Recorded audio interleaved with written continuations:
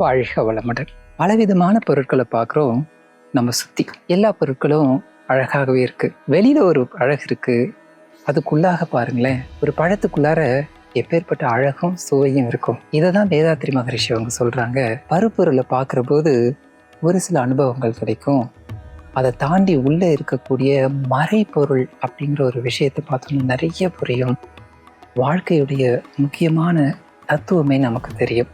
சித்தர்கள்லாம் நிறைய ரகசியம் வச்சுருக்காங்க. நம்மகிட்டயும் நிறைய ரகசியம் இருக்கு இல்லையா?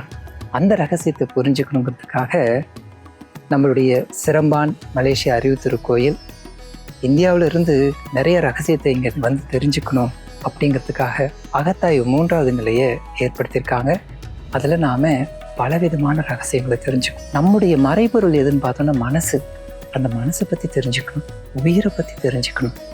நம்மளுடைய உயிருக்கு என்ன இருக்குது, அதுக்கு அடிப்படையான என்னது, ஏன் இந்த உயிர்லேயே பலவிதமான வித்தியாசங்கள்லாம் வருது, இதெல்லாம் தெரிஞ்சுக்கணுங்கிறதுக்காக நாம் இந்த அகத்தாய்வில் சேருவோம்.